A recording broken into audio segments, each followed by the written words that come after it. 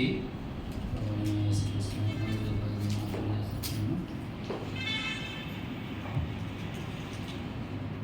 ప్రభు యొక్క ఆజ్ఞ వరకు ఆయన పాద సన్నిధిలో ప్రభువును మరియు జ్ఞాపకం చేసుకుంటూ చేరవచ్చుండగా ఎన్నికలు లేని వరమైన మనల్ని ఆయన ప్రేమించి మరి యొక్క నూతన దినంలో సజీవులకు ఉంచాడు. మనలను జ్ఞాపకం చేసుకున్నాడు.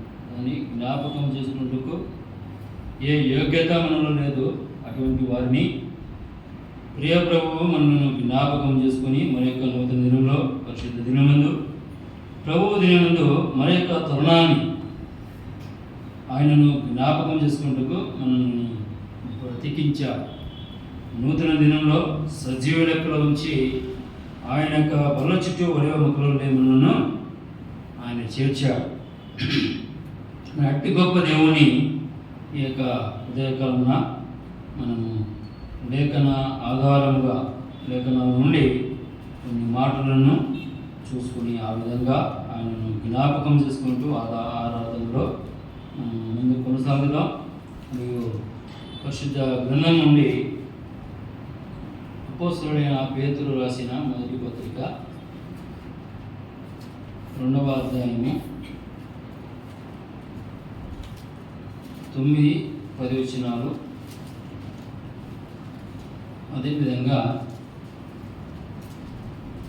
21 నుండి 24 వరకు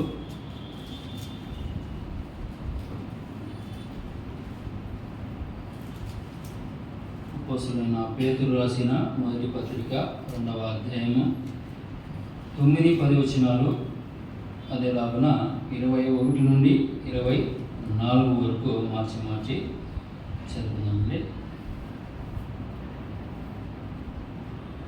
అయితే మీరు చీకటిలో నుండి ఆశ్చర్యకరమైన తన వెలుగులోనికి మిమ్మల్ని పిలిచిన వారి గుణాతిశయములను రచనము చేయటము, ఏర్పరచబడిన వంశమును, రాజులైన యాజక సమూహమును, పరిశుద్ధ జనమును, దేవుని సొత్తైన ప్రజలునై ఉన్నారు.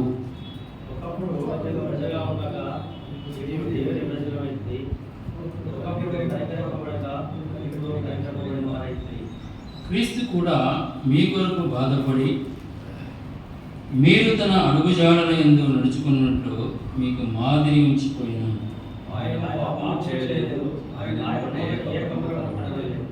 ఆయన దూషింపబడి బదులు దూషింపలేదు. ఆయన శ్రమ పెట్టబడి బెదిరింపక న్యాయముగా తీర్పు తీర్చు దేవునికి తను తాను అప్పగించుకొనెను.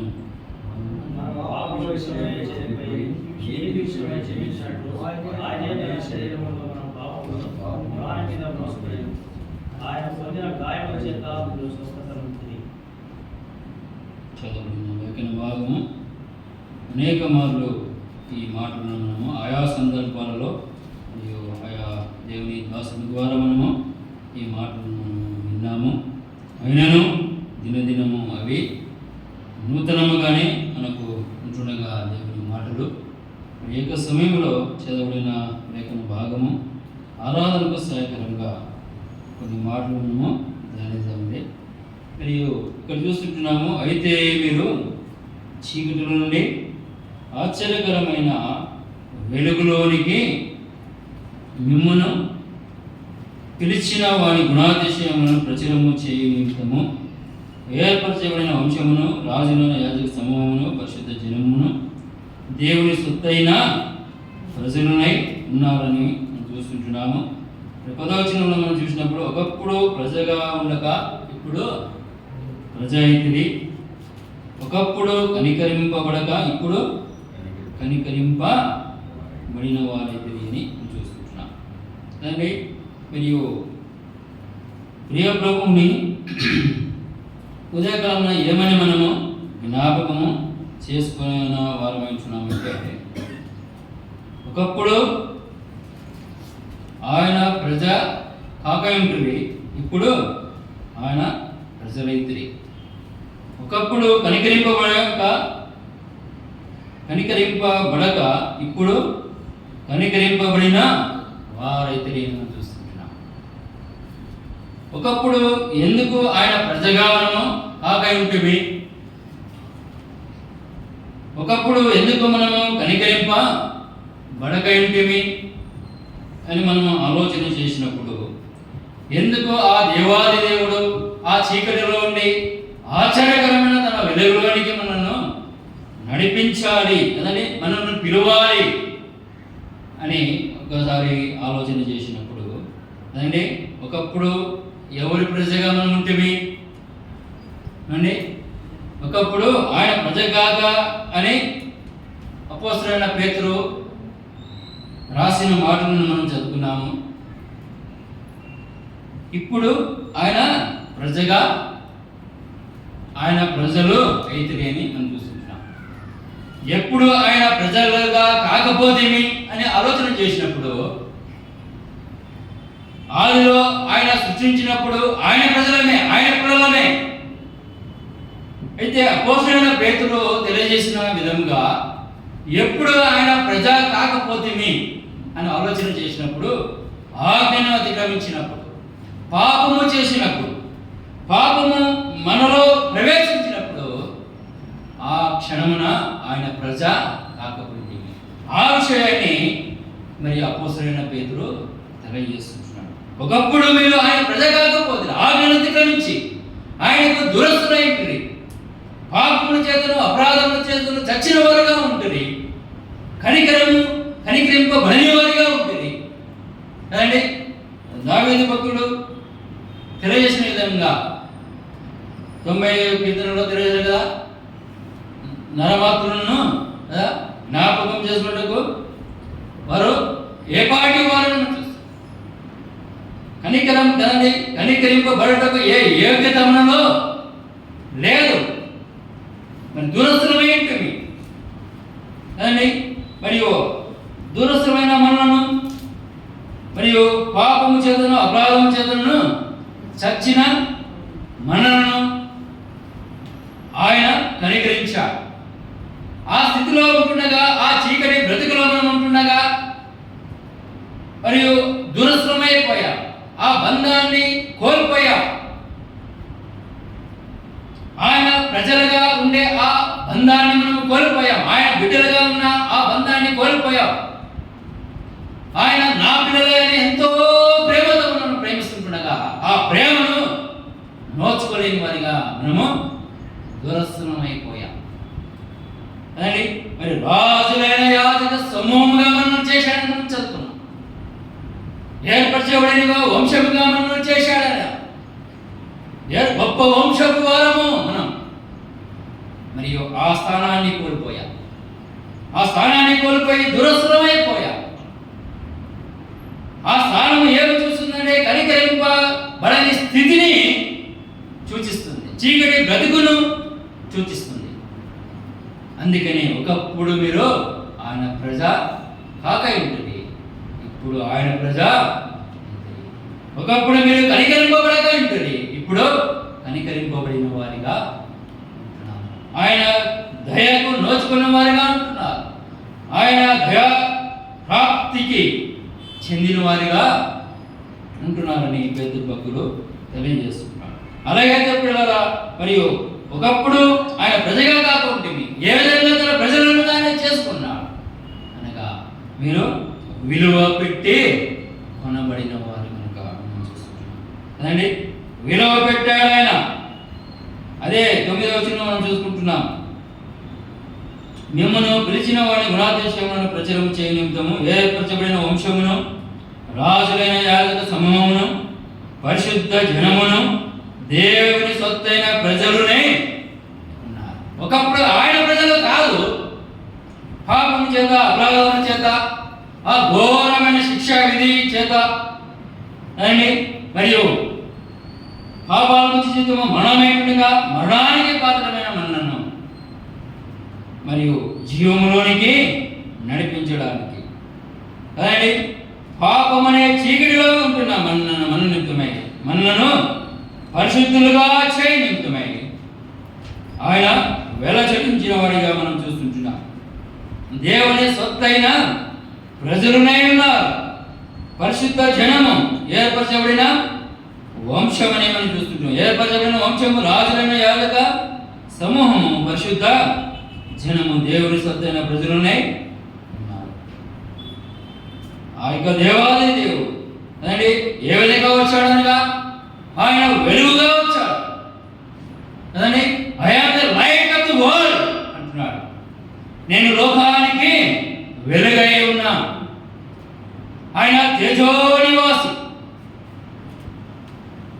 అని కోటి సూర్య కాంతి కన్నను కాంతిమయుడు, ధవళవర్ణుడు అని ధవళ సింహాసనంపై ఆసీనుడైన వాడు. ధవళవర్ణంగా తెలుపు అని వెలుగు. ఆ ధవళ సింహాసనంపై ఆసీనుడైన వాడు మరియు వెలుగుగా ఈ యొక్క పాపలోకానికైనా ఈ చీకటి లోకానికైనా రావాల్సి వచ్చింది. ఎందు నిమిత్తమైనగా ఆయన ప్రజగా మనల్ని చేసుకున్నాడు, ఆయన సొత్తుగా మనల్ని చేసుకున్నానికి. ఆ దేవాది దేవుడు చీకటి నుండి మనలను ఆశ్చర్యకరమైన తన వెలుగులోనికి నడిపించడానికి తన ముద్దు కుమారుని ఈ లోకానికి పంపాడు. ఆ కుమారుడైన దేవుడు తండ్రికి లోబడ్డాడు అండి. ఆ పిలుపుకు లోబడ్డాడు, మన స్థానమున నిలబడ్డాడు. లేకపోతే ఈ భాగ్యం మనకు లేదు. ఆ ఆశ్చర్యకరమైన వెలుగులోనికి మనము చేరలేని స్థితి, ఆ చీకటిలోనే మగ్గిపోవాల్సిన స్థితి. అయితే కుమారుడైన ఆ ప్రియ ప్రభువు మన నిమిత్తమై ఆ పిలుపుకు తండ్రి మాటకు ఆయన లోబడ్డాడు. మిమ్మల్ని పిలిచిన వాడి గుణాతిశయములను ప్రచురము చేయనిద్దాం. ఆయన క్రియల ద్వారా తండ్రి యొక్క గుణాతిశయములను ఆయన ప్రచురము చేశాడు. ఆ శిలువ కార్యం ద్వారా ఆయన చిత్తాన్ని నెరవేర్చాడు. ఆ ప్రియ ప్రభువు మన స్థానముందు నిలబడ్డాడు. ఆ విధేయతను చెప్పాడు. ఆ ధవళ సింహాసనంపై ఆసీనుడైన గొప్ప దేవుడు, 10,000 మందిలో గుర్తింపదగిన అతి సుందరుడు, అతికాంక్షణుడు, ధవళవరుడు, రత్నవరుడు అయిన ఆ గొప్ప దేవుడు మన నిమిత్తమై ఏమైపోయాడు? ఆయన చూడనల్లని వాడిగా మారిపోయాడు. సొగసుని స్వరూపాన్ని కోల్పోయాడు. ఆ కలవరిశిలలో ఆయన యాతనను అనుభవించాడు. ఆ శిలువకు 3 మేకుల మధ్య అడ్డగొట్టబడ్డాడు. కాలు చేతులలో మేకులు, తలపై ముండ కిరీటం, పక్కలో బల్లపోటు, నిలువల్లాయన గాయాలు పొందాడు. ఆయన పిల్లలుగా ఒకప్పుడు ఆయన పిల్లలుగా కాక అరికాల ముందుకొని నడినెత్తి వైపు కొంచెమైనా స్వస్థలేని వారు, నిలువెల్ల గాయాలు, నిలువెల్ల పాపంతో నిండిటుండగా ఆ పాపం నుండి మనల్ని పరిశుద్ధ జనముగా చేయడానికి, ఏర్పరచబడిన వంశముగా మనల్ని చేయడానికి, రాజులైన యాజక సమూహం అంటే ఒకప్పుడు యాజకులు మాత్రమే ఆయన యొక్క సన్నిధానానికి రావాల్సి ఉన్నది. అట్టి గొప్ప భాగ్యం కదండి. రాజులైన యాజక సమూహంలో మనం చర్చ, యాజకులు మాత్రమే అర్హత. అయితే అర్హత లేని వారమైన మనకు అటువంటి గొప్ప భాగ్యమైన అనుగ్రహించాలి. ఎటువంటి గొప్ప భాగ్యమనగా పాపులుగా ఉంటున్నాం మనము, ఆయన యొక్క దురస్తులుగా ఉంటున్నాం మనము, ఆయన పిల్లలుగా కానివారంగా ఉంటున్నాం మనము. ఆయన పరిశుద్ధ జనముగా చేయాలి. ఆయన సన్నిధిలోనికి వచ్చే అర్హతను యాజకులనుగా గొప్ప వంశము వారిగా ఆయన సొత్తుగా మనను ఆయన చేసుకున్నాడు. అందు నిమిత్తమై ఆయన ఏం చేశాడు అనగా మన స్థానం ముందు ఆయన నిలిచాడు. ఆ తేజో నివాసి అయిన గొప్పదు, ఆయన జ్యోతిర్మయుడు అని, జ్యోతి అనగా వెలుగు. ఆయన జ్యోతిర్మయుడు. ఆ ఉన్నతమైన లోకములో ఆయన వెలుగుమయముగా ఉన్నాడు. ఆయన ప్రకాశమానుడుగా ఉన్నాడు. ఆ ఉన్నతమైన లోకంలో ఆయన వెలుగుగా ఉన్నాడు. ఆ గొప్ప దేవుడు మన నిమిత్తమై రిక్తునిగా తను చేసుకున్నాడు. మన స్థానం ముందు నిలిచాడు. మన స్థానం మనలో ఏమున్నదండి? మనలో ఎంత మాత్రమును మరియు వెలుగు మనలో చీకటి, పాపం, ఆ జిగటగల దొంగ ఊపిలో చిక్కుకొనినవ పాతాళానికి మరణానికి పాత్రమైంటుండగా ఆ పాతాళానికి పోవలసిన వారమైంటుండగా అటువంటి వారమైన మన ఎడల ఆయన కనికరించాడు. కనికరింపబడడానికి ఏ యోగ్యత లేదు. ఆయనను ఆ మనలను ప్రేమించాడు. మనలను ప్రేమించి తండ్రి మాటకు విధేయుడిగా ఆ తండ్రి ప్రేమను మరి యుక్త కాలమున మన ఎడల ఆయన మరి వెల్లడిపరచడానికి తన్ను తాను తగ్గించుకొని అందించాడు. అరుదించి ప్రియులారా, మన నిమిత్తమై తన సొత్తుగా చేసుకోవడానికి, మరలా ఆయన పిల్లలుగా చేసుకోవడానికి ఆయన గొప్ప వెలను చెల్లించాడు. తన స్వరక్తమును ఆయన కాచినట్టుగా మనం చూస్తున్నాం కదండి. ఆయన యొక్క స్వరక్తాన్ని ఆఖరి రక్తపు పుట్టు వరకు పరిశుద్ధమైన రక్తాన్ని, ఏ లోపము లేని రక్తం, నిరంతరం నిలిచే ఒకే అర్పణము, అదే గొర్రెపిల్ల వంటి క్రీస్తు రక్తం. మరణితమైన ఆఖరి రక్తపోటులకు ఆ కలవరి శిలువలో అయినా కాచినట్టుగా అనిపిస్తుంది. ఆ గొప్ప వెలను చెల్లించి ఆయన సొత్తుగా మనలను చేసుకున్నాడు. దేవుని సొత్తైన ప్రజగా మనల్ని చేశాడు. ఎందుకు దేవుని సొత్తుగా చేసేటట్టుగా ఆయన నుండి మనం దూరస్థలమైపోయాం. పాపాన్ని బట్టి దూరస్థలమైపోయాం. మరలా కదండి మన ఎడలైన కనికరాన్ని చూపి మరలా ఆ బంధాన్ని ఏర్పరిచాడు. ఆ గొప్ప భాగ్యం మనకు అనుగ్రహించి అండి మరణాన్ని గెలిచి లేచుట ద్వారా అండి ఆ మార్గము ఆయన మార్గముగా అనుదించాడు. మరియు ఆ చీకటి నుండి ఆశ్చర్యకరమైన వెలుగులోనికి నడవాలంటే గమ్యం ఎరగని స్థితిలో ఉన్నవాళ్ళు కదండి. ఆ చీకటిని అనేక విధాలుగా మనం పాపపు జీవితాన్ని మనము వచ్చుకోవాలి అండి. పాపం అనగా చీకటి, గమ్యం ఎరగని స్థితి, అదే ఒక చీకటి. నిజ దేవుని ఎరగని స్థితి, ఆయన సన్నిధిని కోల్పోయిన స్థితి, అది చీకటి. ఇటువంటి భయంకరమైన ఆ యొక్క చీకటిలో నుండి, ఆ గణాంధకారంలో నుండి మనను ఆశ్చర్యకరమైన వెలుగు.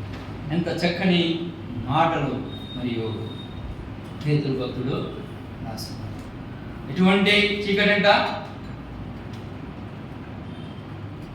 ఆ గణాంధకారపు చీకటి, కమ్ము చీకటి అన్న వందలట్టు కదండి, వర్ణించలేని. అందుకే అంటున్నాడు, ఆశ్చర్యకరమైన వెలుగులోనికి మనలను చేర్చాడు. చేర్చడానికి ఆయన మార్గముగా అందించాడు, ఆయన వెలుగుగా అందించాడు కదండి. ఎప్పుడైతే వెలుగు వచ్చిందో అప్పుడు చీకటి మొత్తము సరిగిపోయినట్టుగా మనం చూస్తున్నాం. అందుకే మరియు చీకటిలో ఉంటున్న మనను మరియు ఆశ్చర్యకరమైన ఆ వెలుగులోనికి మనల్ని నడిపించడానికి ఆయన చీకటిగా మారిపోయాడు. మన స్థానం ముందు ఆయన నిలబడ్డాడు. ఆయన ఉన్నతుడు కదండి. ఆ ఒక సూర్యుని కాంతికి మనము తాళపలేము. అయితే అటువంటి కోటి సూర్యుల కాంతి కంటే భక్తులు వారి ఆలోచన మేరకు వారు వర్ణించారంతే. కానీ ఆయన వర్ణానాతి రూపుడు, ఆయన ఊహాతీత రూపుడు. ఆయన అదే వర్ణానికి అందరి వాడు ఆయన. అటువంటి ఉన్నతుడు మనంతమై ప్రయత్నించుకున్నాడు. ధవళాకాంతుల వాడు ఆయన. మరియు అటువంటి వాడు ఆ సింహాసనాన్ని ఆయన వదిలాడు. ధవళ సింహాసనమును ఆయన వదిలాడు. శిలువ సింహాసనము ఆయన ఎక్కినట్టుగా మనం చూస్తున్నాం. మన స్థానం ముందు ఆయన నిలబడ్డాడు. శిలువ మరణము పొందినంతగా ఆయన విధేయతను చెప్పిన గొప్ప అట్టి గొప్ప దేవుని ఉదయకాలన మనము ఏమని ఆయనను జ్ఞాపకం చేస్తున్నాం? చీకటిలో ఉంటున్నాం మనము, పాపం అనే చీకటి. ఆయన సన్నిధికి దూరమైన దురస్తులమా ఉంటున్నా మరియు చీకటి.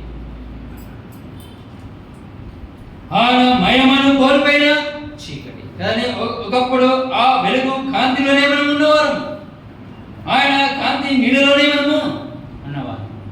అయితే ఆజ్ఞాతిక్రమాన్ని బట్టి, పాపాన్ని బట్టి మనము దూరస్తున్నాయి.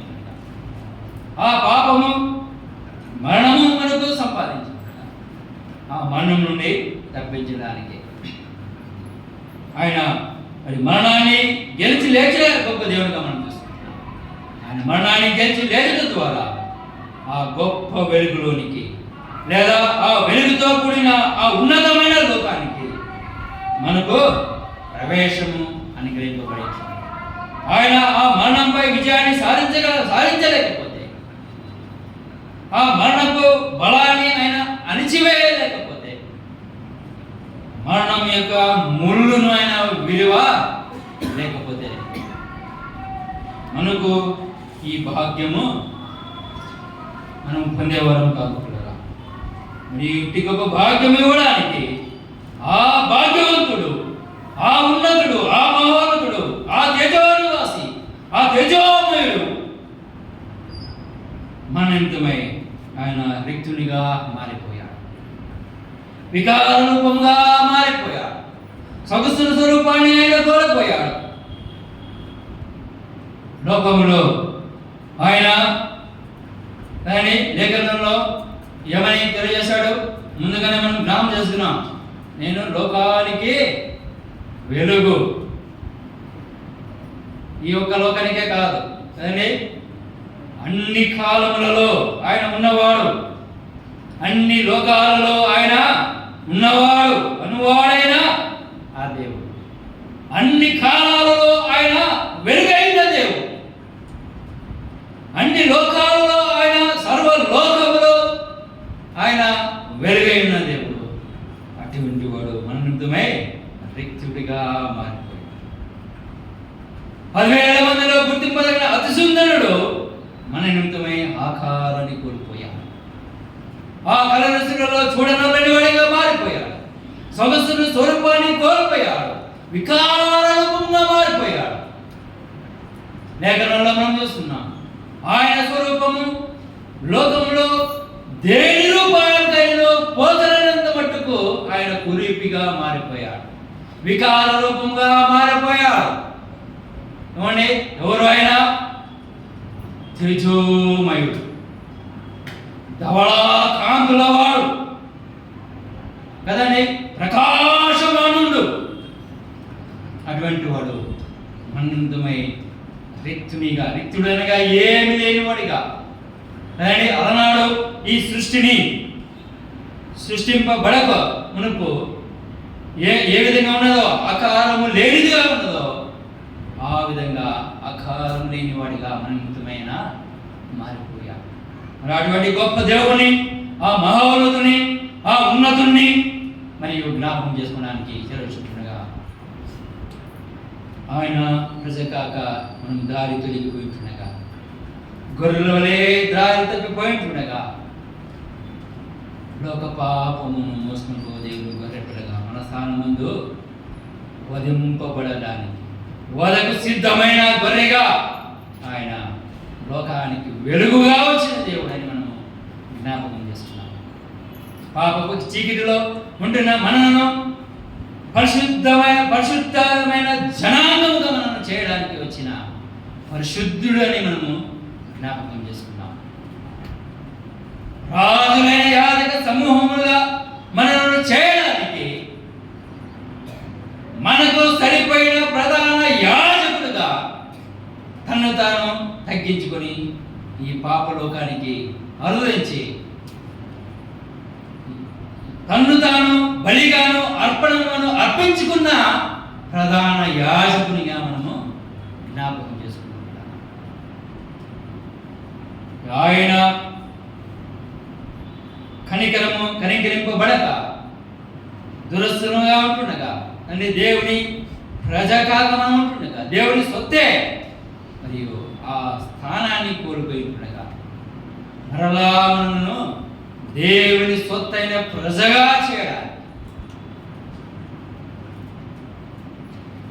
తను తాను మరి అర్పించుకొని మరణాన్ని గెలిచి లేచి కానీ ఆ అగాధాన్ని, చీకటిని వెలుగుకు పొత్తే లేదు, ఎంతో అగాధం ఏర్పడుతున్నది.